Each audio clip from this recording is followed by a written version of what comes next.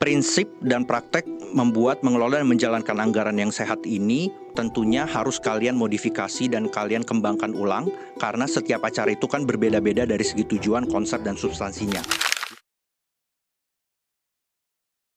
Halo teman-teman semua, nama saya Steffi Thomas dari Muda Berdaya dan selamat datang di Catatan Literasi. Di Catatan Literasi sebelumnya saya sudah membahas tentang makna dari konsep membuat, mengelola, dan menjalankan anggaran yang sehat dan akuntabel untuk sebuah acara. Tujuannya adalah yang pertama agar acara tersebut tidak rugi, dan yang kedua adalah agar acara tersebut bisa mendapatkan peluang untuk mendapatkan banyak sponsor ataupun juga investor. Nah, di Catatan Literasi kali ini saya akan coba berbagi beberapa prinsip dalam praktek dan cara membuat, mengelola, dan menjalankan anggaran yang sehat untuk sebuah acara. Untuk anggaran yang akuntabel mungkin saya akan bahas di kesempatan berikutnya. Sharing ini berdasarkan pengalaman dari saya dalam membuat berbagai acara di Muda Berdaya dan juga pengalaman saya dalam membimbing berbagai acara baik di tingkat sekolah, di kampus maupun juga acara-acara yang dibuat oleh para event organizer dan juga event promotor. Tetapi disclaimer dulu teman-teman, prinsip dan praktek membuat, mengelola, dan menjalankan anggaran yang sehat ini tentunya harus kalian modifikasi dan kalian kembangkan ulang, karena setiap acara itu kan berbeda-beda dari segi tujuan, konsep, dan substansinya. Jadi tetap kalian harus bisa menyesuaikan dengan acara kalian sendiri. Jadi yang kalian ambil adalah esensi dan maknanya, lalu kalian bisa kembangkan sendiri kreativitas kalian dalam menyesuaikan bagaimana membuat, mengelola, dan menjalankan anggaran yang sehat untuk acara kalian. Tetap kembangkan daya berpikir kritis kalian untuk tetap bersikap skeptis, mempertanyakan ulang secara filosofis semua pengetahuan dan informasi yang kalian dapatkan. Nah, berikut beberapa prinsip dan praktek dalam membuat, mengelola, dan menjalankan anggaran yang sehat untuk sebuah acara berdasarkan pengalaman yang saya jalani. Yang pertama teman-teman adalah initial capital. Nah, inisial sesuai namanya adalah modal awal.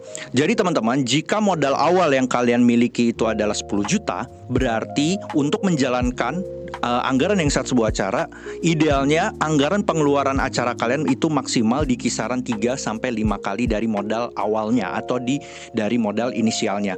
Jangan sampai lebih dari itu karena nanti rentan akan potensi terjadinya kerugian untuk sebuah acara. Jadi idealnya untuk anggaran yang sehat itu adalah anggaran pengeluaran sebuah acara itu adalah 5 kali dari modal awal atau modal inisialnya. Nah, pertanyaannya sekarang adalah dari mana biasanya sumber awal atau inisial modal dari sebuah acara. Nah, biasanya sumber modal awal atau inisial modal untuk sebuah acara itu kan ada beberapa sumber ya. Yang pertama bisa dari hasil warisan acara di tahun sebelumnya. Jadi acara tahun sebelumnya mungkin menghasilkan keuntungan dan keuntungan itu diwariskan untuk acara di tahun selanjutnya atau di generasi berikutnya lagi. Yang kedua adalah iuran awal atau uang kas panitia. Jadi mungkin panitia melakukan pengumpulan iuran di awal kepanitiaan tersebut dibentuk dan itu bisa menjadi modal awal atau modal inisial. Yang ketiga mungkin juga kalau acara di sekolah dan kampus, dana dukungan awal dari pihak kampus atau sekolah yang diberikan buat acara tersebut. Nah, itu juga bisa dipakai jadi modal awal untuk sebuah acara. Yang keempat mungkin dana fundraising, hasil dana usaha atau dana kewirausahaan yang dilakukan oleh panitianya, itu juga bisa menjadi modal awal atau modal inisialnya. Dan pemasukan-pemasukan lainnya lah yang terjadi di awal pada saat acara itu dimulai atau kepanitiaan awal itu dibentuk. Jadi pada prinsipnya adalah kembali lagi seperti yang tadi udah saya jelaskan adalah anggaran yang sehat adalah salah satu prakteknya adalah bagaimana kalian bisa men-set pengeluaran sebuah acara itu adalah 5 kali atau 3-5 kali dari modal inisialnya. Jangan sampai lebih gitu, karena nanti potensi kerugiannya juga akan terjadi semakin besar. Nah, agar terhindar nanti dari potensi kerugian teman-teman, catatannya modal tadi misalnya awalnya 10 juta, pengeluaran maksimalnya adalah 5 kalinya, berarti 50 juta, tidak boleh lebih. Nah, pertanyaannya sekarang bagaimana kalau misalnya pengeluarannya mungkin lebih dari 5 kalinya atau misalnya dalam kasus tadi pengeluarannya lebih dari 50 juta. Ya berarti modal awal harus dikumpulkan lebih banyak gitu. Jadi modal awalnya yang dipush untuk bisa dikumpulkan lebih banyak lagi. Jadi misalnya dari yang tadinya modal awal 10 juta bisa dikumpulkan menjadi 15 juta sehingga tadi pengeluarannya mungkin bisa dikali 5 berarti jadi 75 juta. Jadi fokus dalam pemasukan dari modal awalnya dulu gitu. Karena itu jadi kunci dan jadi fondasinya yang memang menentukan nanti untuk anggaran pengeluaran sebuah acara itu maksimalnya di berapa. Nah, jadi panitia itu harus memiliki konsisten ya dan komitmen dalam hal ini dalam mengumpulkan mengumpulkan modal awal ya, karena itu tadi ya jadi kunci teman-teman. Jadi kalau kalian ingin anggaran pengeluarannya besar atau prediksi kalian anggaran pengeluaran nanti tinggi, ya berarti modal awal yang dikumpulkannya juga harus banyak gitu. Itu yang menjadi penting untuk menjadi komitmen di awal panitia. Nah, yang kedua adalah objektif budgeting teman-teman. Jadi sesuai namanya adalah budget yang berorientasi atau anggaran yang berorientasi pada tujuan. Nah, jadi teman-teman, kalian harus bisa memprioritaskan anggaran kalian terutama dari segi pengeluaran itu pada tujuan awal acara itu apa gitu. Jadi anggaran itu harus sinergis sama tujuan acara itu dibuat gitu ya. Jadi objektif budgeting di sini adalah setiap pengeluaran khususnya harus diprioritaskan dulu pada tujuan awal yang ingin dicapai dari sebuah acara. Ya, jadi misalnya contohnya aja, misalnya kalau tujuan awal kalian misalnya ingin membuat sebuah acara untuk mewadahi bakat minat kreativitas anak-anak sekolah atau anak-anak kampus di dalamnya, berarti pastikan anggaran kalian pengeluaran itu diprioritaskan pada tujuan tadi, misalnya untuk membeli fasilitas sarana dan prasarana untuk mendukung kreativitas tadi anak-anak di dalamnya, atau mungkin juga anggarannya bisa dipakai untuk memberikan hadiah kontraprestasi dan juga apresiasi buat anak-anak yang telah menunjukkan bakat minat dan kreativitasnya dan juga anak-anak yang telah berprestasi, atau juga mungkin untuk media untuk tadi mengadvokasi atau mengamplifikasi bakat minat anak-anak yang memang sudah bagus teramplifikasi lagi melalui media yang memang kita tentukan dan kita kerjasamakan, dan itu bisa mengadvokasi tadi bakat minat kreativitas anak-anak di dalamnya. Jadi prioritaskan anggaran itu untuk tujuan awalnya. Atau misalnya kalau acara itu untuk tujuan sosial, nah berarti anggarannya bisa dipakai, diprioritaskan untuk tools dan equipment untuk aksi sosial yang ingin dilakukan. Jadi aksi sosial apa yang ingin dilakukan, prioritaskanlah pengeluaran anggaran itu untuk tadi, untuk tujuan awal ya. Atau mungkin untuk media, membangun awareness, kan penting untuk acara yang bersifat sosial ini membangun awareness atau membangun kesadaran ya masyarakat tentang isu sosial yang ingin diangkat. Nah, jadi prioritaskanlah anggaran acara kalian sesuai tujuannya. Anggaran yang sehat sekali lagi adalah anggaran yang memang dikelola, dijalankan sesuai dengan tujuan awal acara itu dibuat untuk apa. Nah, yang ketiga adalah produktif budgeting. Jadi setiap Rp1 yang kalian keluarkan untuk acara kalian harus bisa menghitung berapa return atau pengembalian yang bisa didapatkan teman-teman. Jadi jangan sampai pengeluaran sebuah acara, uang yang kalian keluarkan itu sia-sia. Nggak bisa diukur berapa tingkat pengembalian atau returnnya. Nah, kalian harus bisa proyeksikan nih ya. Jadi misalnya kalian mengeluarkan biaya untuk satu hal, berapa return yang bisa kalian dapatkan dari mengeluarkan uang dari sebuah anggaran acara ya. Misalnya saya mungkin ngambil ilustrasi, untuk bisa mendatangkan satu bintang tamu atau guest star, kalian mengeluarkan biaya Rp50 juta. Nah, berarti return yang harus kalian dapatkan itu setidaknya di atas 50 juta itu. Jadi misalnya kalau saya ambil estimasi 20% ya, berarti kalian harus bisa mendapatkan 60 juta ya dari penjualan tiket ya ataupun registrasi ke acara kalian. Jadi dari misalnya kalian membayar ya, katakanlah biaya untuk membayar narasumber, kalian keluar 10 juta, 20 juta, berarti tingkat pengembaliannya harus di atas itu. Minimal di angka 15-20% gitu ya, supaya anggaran kalian tetap sehat ya. Jangan sampai kalian ketika membayar sesuatu itu nggak tahu berapa tingkat return pengembalian yang harus kalian dapatkan. Nah, misalnya contoh juga kalian mau memproduksi satu proposal untuk sponsor misalnya. Katakanlah memproduksi satu sponsor itu ada di angka 100.000. Nah, berarti return yang kalian dapatkan ya harus sekitar mungkin di angka 500.000. Jadi satu proposal bisa menghasilkan 500.000. Jadi orientasinya adalah tadi produktif budgeting ya. Jadi Rp1 yang kalian keluarkan itu berbanding hasil yang harus lebih tinggi gitu. Jangan sampai kalian mencetak proposal juga banyak sia-sia dan akhirnya nggak bisa menghasilkan apa-apa juga gitu. Jadi setiap mengeluarkan biaya itu juga kalian harus ukur berapa tingkat return yang harus lebih tinggi dari setiap pengeluaran. Nah, tanamkan mindset ya sekali lagi bahwa setiap Rp1 yang kalian keluarkan harus ada return pengembalian yang di atas itu. Jangan sampai membeli sebuah biaya yang terkesan murah tapi akhirnya kita menyepelekan dan akhirnya kita nggak tahu return yang dari kita bisa kita dapatkan dari mengeluarkan Rp1 itu untuk apa dan tingkat pengembaliannya berapa.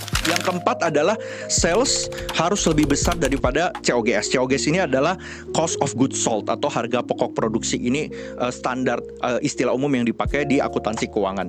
Jadi anggaran yang sehat untuk sebuah acara harus bisa memperhitungkan bahwa tingkat penjualan itu harus lebih besar daripada harga pokok produksi atau cost of goods sold-nya. Jangan sampai di bawah itu. Karena kalau ketika di bawah itu, itulah potensi-potensi kerugian akan terjadi dan anggaran itu bisa menjadi sangat tidak sehat. Nah, harga, misalnya saya ambil contoh harga tiket. Jadi misalnya di sebuah acara ada harga tiket masuk atau HTM, atau kalau di seminar ada biaya registrasi. Nah, harga tiket atau biaya registrasi tersebut nggak boleh mengacu pada acara-acara lain. Dan ini yang sering saya juga lihat dan dengarkan.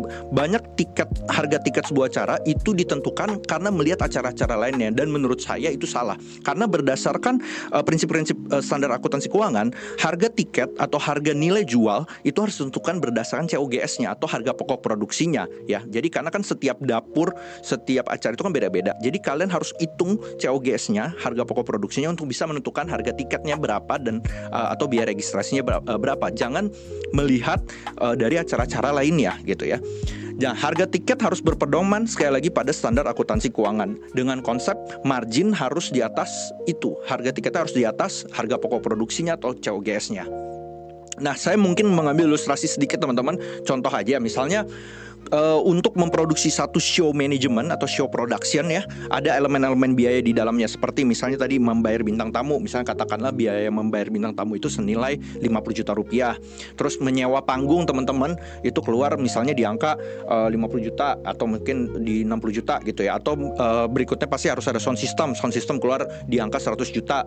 Terus sewa lighting 50 juta atau sewa LED ya, ada di angka 30 juta. Jadi setiap elemen-elemen cost yang terjadi untuk memproduksi atau memberikan show management itu harus dihitung, dan akhirnya ketika itu diakumulasikan akhirnya ketemu total biayanya. Misalnya katakanlah contohnya total dari semua tadi ya, biaya guest star, biaya lighting, biaya sound system, biaya LED keluar di angka 660 juta. Nah, berarti kalau misalnya seperti itu, kita akan bagi berapa target audiens yang akan kita kejar untuk mencapai anggaran yang sehat. Misalnya katakanlah berdasarkan kapasitas venue, tingkat kapasitas venue-nya misalnya ada di angka 6.000 orang. Berarti kalau angka 660 juta itu kalau kita bagi dengan angka 6.000 orang, berarti ketemu adalah 132.000. Nah, berarti kita harus bisa udah dapat standar parameternya. 132.000 itu adalah angka minimumnya. Berarti harga tiket kita itu harus di atas 132.000 itu agar nilai sales kita lebih besar daripada COGS. Karena tadi COGS atau harga pokok produksinya kan udah ketemu di angka misalnya 660 juta. Ya, dibagi dengan target konsumen atau target penonton yang ingin kita kejar itu ada di angka 6.000. Berarti ketika dibagi keluar angka 132.000, berarti harga tiketnya harus di atas itu. Nah, ketika di bawah itu berarti itu udah menyalahi prinsip-prinsip kaidah keuangan yang benar dan besar sekali potensi kerugiannya. Kalau misalnya berikutnya harga tiketnya misalnya jadi 150.000 orang katakanlah dari contoh kasus yang tadi, berarti kan pemasukannya berarti di atas pengeluaran ya, dan itulah anggaran yang sehat, dikatakan anggaran yang sehat tadi ketika angka nilai salesnya lebih tinggi daripada COGS atau harga pokok produksinya teman-teman. Nah, yang kelima adalah publikasi atau promotion rate. Jadi ketika sebuah acara itu dibuat pasti kan membutuhkan publikasi, membutuhkan exposure supaya banyak orang yang tahu dan akhirnya banyak orang yang akan datang ke sebuah acara. Nah, tetapi penting untuk kita juga bisa menghitung untuk anggaran yang sehat berapa publikasi atau promotion rate yang kita tetapkan untuk sebuah acara dengan berpedoman tadi anggaran yang sehat tadi. Nah, penting untuk kalian pahami di awal bahwa biaya publikasi, humas, dan promosi ya yang terjadi untuk sebuah acara itu idealnya adalah maksimum di angka 10% dari total target penjualan tiketnya. Jadi tadi misalnya kita kan udah tahu tuh target penjualan tiketnya berapa, dan kita bisa hitung ya persentasenya secara angka 10% dari total target penjualannya itu adalah bisa dipakai untuk biaya promosi, publikasi ya, dan biaya humas untuk sebuah acara ya. Contohnya misalnya kayak gini, misalnya target pengunjung katakanlah misalnya 5.000 orang dengan harga tiket 150.000 orang, berarti target pemasukan yang akan didapatkan adalah 750 juta. Nah, dari angka 750 juta ini baru kalian bisa menghitung berapa maksimal biaya promosi, publikasi, dan humas yang akan dipakai untuk acara tersebut. Ya, jadi misalnya dengan persentase 10% dikali dengan 750 juta berarti ada di angka 75 juta. Nah, dari 75 juta inilah yang kalian bisa pakai atau kalian bisa manfaatkan dengan maksimal untuk biaya publikasi dan promosi dan humas acara kalian. apapun. Contohnya misalnya untuk publikasi offline, misalnya untuk biaya cetak billboard, radio, spanduk dan lain sebagainya habis 40 juta, atau misalnya untuk publikasi online misalnya melalui ads, melalui influencer katakanlah habis 35 juta. Jadi semuanya terukur teman-teman. Jadi dengan 75 juta rupiah yang kalian keluarkan untuk biaya publikasi dan promosi dan humas untuk menghasilkan sales senilai tadi 750 juta. Jadi dengan persentase 10% dari total pemasukan dari tiketnya. Nah, jadi teman-teman pastikan misalnya tadi ya harga tiket 150.000, jumlah tiket 5.000, total pemasukan jadi angka di 750 juta atau total biaya publikasi maksimal adalah 10% dari penjualan tiketnya. Dari sini saya bisa mensummarikan beberapa hal ya untuk tadi bagaimana praktek untuk membuat, mengelola dan menjalankan anggaran yang sehat untuk sebuah acara. Yang pertama tadi teman-teman, anggaran pengeluaran maksimal acara ya adalah 5 kali dari total modal awal atau modal inisialnya. Idealnya kalau saya sih biasanya 3-5 kali ya. Kalau masih bisa 3 kali itu jauh lebih bagus ketimbang 5 kali. Jadi tapi batas atasnya ada 5 kali. Jadi ketika pengeluaran anggaran itu banyak atau lebih, atau perkiraan prediksi kalian akan banyak ya, komitmen dan konsistensinya justru di modal awalnya yang harus dikumpulkan lebih banyak gitu ya. Itu yang pertama. Yang kedua, seluruh biaya yang ada yang di anggaran sebuah acara, terutama untuk pengeluaran, diprioritaskan pada tujuan acara itu, diprioritaskan untuk mencapai tujuan awal acara itu. Jadi jangan sampai pengeluaran kalian malah jauh dari tujuan awalnya, yang akhirnya membuat jadinya semuanya kontraproduktif nanti. Ya, itu yang kedua. Yang ketiga adalah yang tadi, setiap 1 rupiah yang kalian keluarkan harus bisa dihitung berapa return atau pengembalian ya teman-teman. Ya, jangan sampai kalian mengeluarkan 1 rupiah untuk biaya acara kalian sia-sia dan tidak bisa diukur berapa returnnya gitu ya. Mau itu cetak proposal, mau itu beli kertas, bahkan untuk membayar bintang tamu atau narasumber sekalipun, kalian harus bisa menghitung berapa pengembaliannya atau tingkat returnnya.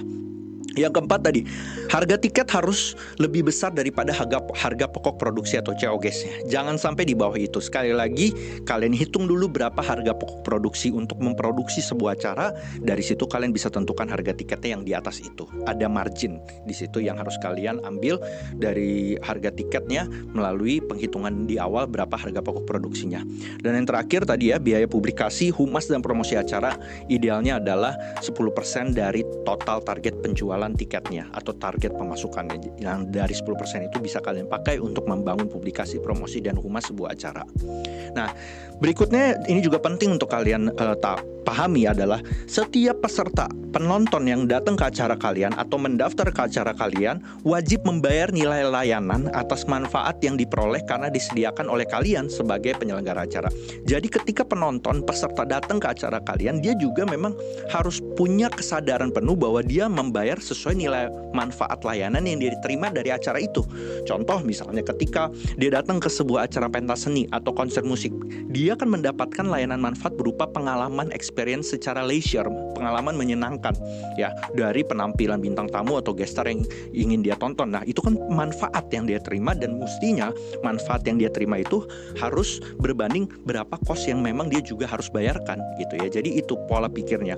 Atau misalnya ketika peserta datang ke seminar, ketika dia datang ke seminar atau workshop, itu kan ada ilmu dan pengetahuan yang didapatkan dari narasumber yang ada di seminar atau workshop tersebut. Nah, berarti dia akan membayar sesuai nilai manfaat yang dia dapatkan, yaitu tadi ilmu dan pengetahuan yang dia dapat ketika datang ke sebuah seminar. Jadi setiap penonton yang datang atau peserta yang datang ke acara kalian wajib membayar nilai manfaat yang mereka terima sebagai konsumen. Jadi itu teman-teman ya, beberapa praktek ya, prinsip bagaimana kalian bisa mulai untuk membuat, mengelola, dan menjalankan anggaran yang sehat untuk acara. Ya, ini juga sekali lagi berdasarkan pengalaman saya dalam membuat berbagai acara di Muda Berdaya, ataupun juga pengalaman saya dalam membimbing berbagai acara. Sekali lagi, kalian bisa sesuaikan ulang, kembangkan daya berpikir kritis kalian, karena setiap tujuan, konsep acara itu kan beda-beda, termasuk situasi kepanitiaan juga beda-beda. Jadi ambil esensinya, ambil maknanya, sesuaikan ulang sesuai dengan acara kalian sendiri. Itu aja dari saya. Kalau misalnya ada masukan atau ada kritik, silahkan sampaikan komen kalian di kolom komentar. Kita akan terbuka untuk memperbaiki diri lebih baik lagi. Sampai ketemu di catatan literasi berikutnya.